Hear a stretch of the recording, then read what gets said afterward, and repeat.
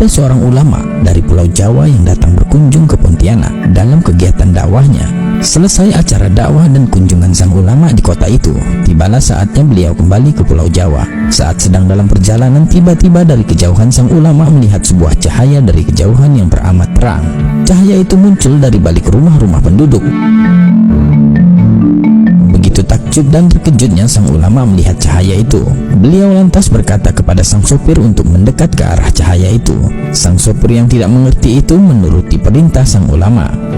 Tak lama mereka berhenti. Mereka turun dari mobil dan berjalan di antara rumah-rumah penduduk.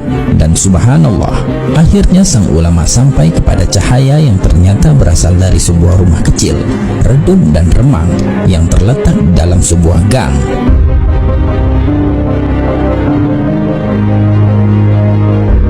Beliau segera mengetuk pintu rumah itu dan mengucap salam. Assalamualaikum. Beberapa saat kemudian terdengar pintu dibuka dan muncullah seorang nenek membukakan pintu dan menjawab salam. Waalaikumsalam.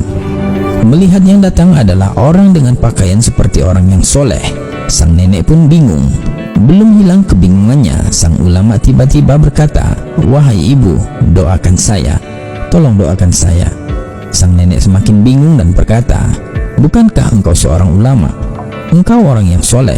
Harusnya saya yang meminta engkau mendoakan saya." Namun sekali lagi sang ulama berkata, "Tolong doakan saya." Akhirnya sang nenek pun mendoakan sang ulama.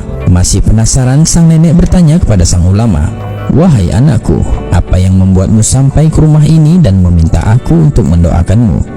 Sang ulama menjawab, "Ya ibu, ketika tadi kami sedang dalam perjalanan, di jalanan saya melihat cahaya yang sangat terang dari balik rumah-rumah penduduk yang mengejutkan saya. Seketika saya yakin itu bukan cahaya biasa. Itu cahaya yang Allah perlihatkan kepada saya, dan ternyata berasal dari rumah kecil ibu ini. Saya yakin ibu adalah hamba Allah yang mulia, dan ibu adalah orang yang istimewa di mata Allah Subhanahu wa Ta'ala." Sang nenek terus berucap memuji Allah mendengar apa yang sang ulama itu katakan. Setelah itu sang ulama memohon diri pamit untuk kembali ke Jawa dan berterima kasih telah didoakan oleh sang nenek. Sang ulama bercerita setelah tahu latar belakang apa yang membuat rumah redup sang nenek terlihat bercahaya terang. Masya Allah, sejak masih muda hingga sekarang umur sang nenek menginjak 74 tahun. Beliau habiskan sebagian besar waktunya untuk mengajar ilmu Al-Quran, menjadi guru ngaji tanpa dibayar. Subhanallah. Kalaupun ada yang memberi, beliau terima. Beliau merasa terpanggil untuk menemani anak-anak belajar mengaji meski dengan segala keterbatasan yang ada. Beliau selalu bersemangat dan tidak kenal lelah untuk mengenalkan Al-Quran dan ilmu agama kepada murid-muridnya. Masya Allah. Inilah amal ibadah yang membuat sang nenek istimewa di mata Allah Subhanahu wa Ta'ala. Semoga Allah merahmati sang nenek dan memberi ganjaran sebaik-baiknya kelak di akhirat, dan Allah karuniakan surga untuknya. Amin ya rabbal alamin.